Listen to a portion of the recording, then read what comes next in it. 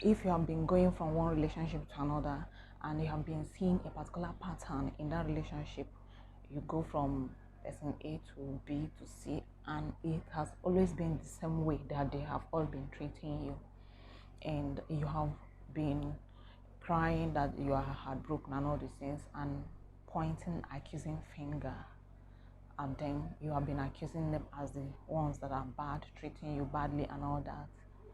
But I want to give you another perspective to this. Perhaps it is time for you to actually pause and look at it, the whole thing critically. Ask yourself some pertinent questions like, what is it about me that is drawing this kind of men, this set of men to me? Or maybe if you're a man, you're encountering something like this. I don't know if men do, but I know that women do, because I have been there too. So you enter one relationship and it's not working, you leave it and you enter the next one. It is the same story, pattern. You see this particular pattern. There's something about pattern. If you don't do anything about it to break that pattern, it will continue. That is what you will continue seeing, and it has an ability to be passed from one generation to another. So this is why you need to do something about it now. So this this particular pattern I'm talking about is you have entered in a relationship with person A, and there's a particular behavior. Maybe they have this particular behavior of not taking you serious, or never they put you in that place where you don't know whether they are for you or against. They are in or out. They will just be at the door. They are not entering. They are not also leaving. So making your life miserable. So now you are too significant and too important and too worthy and too beautiful to take such. So the perspective I want to give you to this is not like fighting anybody. I believe that we all are doing our best with what we know at a particular given time in our lives.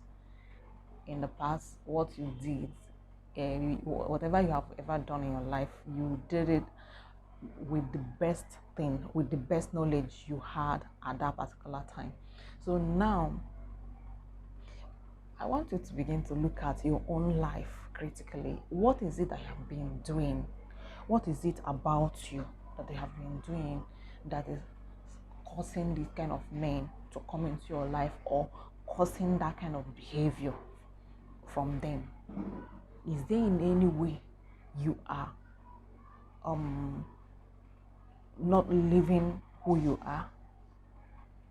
Is there any way you are jeopardizing yourself? So what you have to do is to take your eyes off them, take your eyes off these people, and take your gaze inside and begin to check yourself. Take out time and do a deep self-reflection. Have a deep self-reflection with a journal. Begin to write out the things that have been doing. Let's say, let me give you some things to look at. What is your thought patterns like? What are your emotions like? How are your feelings like? Your memories. Okay, another thing is, what do you believe about relationship? What do you believe about yourself? Do you believe that you are unworthy of certain type of men? There was a time in my life I believed that I'm not worthy of certain type of men, or that I'm not beautiful enough to have certain type of men, or that I'm not, there was a time I had that kind of thing.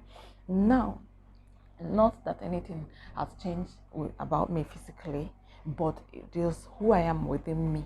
I have built capacity to see that I don't even know who is out there that is is it about money? Money is not I want money, but money is not what I'm looking at. What I look at is personality. Who are you? What you have or what you don't have is your problem, but who are you? That is what I look out for. But I'm not saying you should be like me. We are all different. You maybe your own is whatever you want, but now I want you to look at these things. Why I brought up this issue is because I used to have that belief in me that I'm not beautiful enough to have certain type of men in my life and all that, or I'm not capable of having them. Probably because I believed some things that some people said to me. I believed some things that I told myself to. So when you have this kind of mentality, you begin to discount your value. Your value is not in anything. Your value is not in all this. Your value is in the fact that you exist, that you are a child of God, that God took out time to make you, that you are a divine being from God, divine emanate of God, that you emanated from God. That is where you should find your value. Your value should be in the fact that you exist. Your very existence should be your value. So now you also have to take a look at how you see yourself generally. Do you think you're worthless, like I have said? Do you think that you're unlovable? Do you think that um, what are all those other things people normally feel? Whatever it is that you're thinking about yourself, or feeling of unworthiness, feeling of not enough, feeling of being unlovable, or that there is something you have to do to earn this particular person's love, or there is you have to keep on giving and giving and giving in order to earn this other person's love or to make him stay. No, you don't have to truly overwork yourself. Being you is enough. There is somebody that will love you just because you existed. Your very existence excites the person. So why are you hustling and beating yourself up about someone that will leave anyway? They are not for you. However, maybe they came to help you awaken to who you are, awaken to your authentic self, awaken to your authentic power. So the essence of this video is to help you stop blaming anybody and actually look at your life, not to blame yourself, but to look at how the things you have believed about yourself or how you've been seeing yourself. See, your self-image matters a lot. There is a study carried out by Dr. I've forgotten his name, the writer of Psycho-Cybernetics. He said that he found out as a medical doctor, as a doctor, that was a cosmetic doctor, something like that. I think that's what they called it. So that all those people that used to reconstruct people's nose, mouth, all those things. So he said that he found out that even when people come to him and he corrects their defects, some of them go back feeling better. But there are people, even when the defect has been corrected, they never get better. They never feel better. They still feel ugly. They still feel that same thing they were feeling before the defect was corrected. So that means that what they are feeling is in depth, is from their subconscious mind, it's rooted in their subconscious mind. Has now become their self-image. Even when the thing has been corrected physically, it was not able to correct the thing within. So another level of work will now be needed to help them change the belief they have in their subconscious mind, for them to begin to feel actually beautiful, or that the defect has been corrected. So this man found out that this is the case, that there are some people, no matter when their self-image never changes, even when the whole physical defect has been corrected, and there are some people immediately the physical defect has been corrected, their self-image will soar. So that is to tell you that your self-image matters a lot. So what do you believe about yourself? How do you see yourself? Are you self-confident? Do you have so low self-esteem? All those things matter. So it is who you are that the world will give back to you. You don't respect yourself, how others won't respect you. You don't love yourself, others won't love you. So another most important thing is that we maybe because of how we grew up or our childhood experiences, we always look for love in things outside us. Look for happiness in things outside us. You are buying that beautiful shoe. What you're looking for is not the shoe. You are looking for happiness and fulfillment. You're buying that car. What you're looking for is prestige, fulfillment, happiness. But those cannot be. You can never find happiness outside of you. Happiness lies within. If you can't find happiness within you, you can't find it outside. It will never last because what you have keep doing is you keep telling people or keep trying to manipulate or mold people to be this way so that you'll be happy, or to be the other way so that you'll be happy. No. The new emerging relationships called they call spiritual partnership. In that, it is unconditional love. You don't begin to control or manipulate somebody else. You people are allowed to be themselves, and that is it. So here, what I'm trying to say is, check yourself very well. What you believe about yourself might be the problem here, not the guys. So when you begin to actually change what you believe about yourself, you will see that some of them, their attitude towards you will begin to change. Yeah, their attitude towards you will begin to change. They will begin to respect you more. They will begin to commit more, begin to truly value you more, and all that. But those that cannot, that don't have capacity for that, will gradually live your life. Maybe they have actually fulfilled why they are in your life. Remember, whoever that comes into your life is for a purpose. Everything we are doing here is for our spiritual growth. No matter what we are pursuing, maybe we have been diverted from truly pursuing why we are here, which is spiritual growth, and into all these other things we pursue, money, all these other things. But the essence of everything is spiritual growth. So they came to teach you um what you have to truly know about yourself. Maybe it's time for you to actually wake up to who you truly are and stop giving your power away to these men in your life, or to these women. Stop giving your power away. True love does not lead to giving of power away. You don't have to be struggling and chasing and pursuing this person. No, it's really stressful to do that. So this is why the best life is to be yourself. Be yourself. Those that will be in your life will be in your life. Everything is by divine, is divinely orchestrated. Nothing is outside the divine. No matter how you think you are far away, that everything is scattered, that they are not in order. No, everything is in order. Everything happening in your life are happening for you. Nothing is happening against you. They are all for your good in one way or the other. Perhaps you may not see them now. You may not see it that way now. Maybe when you look at it, maybe 10 years from now, you will see that everything has always been in perfect order. Actually, they may all seem like this one is happening differently, this one is happening, everything is happening together. All of them are happening together.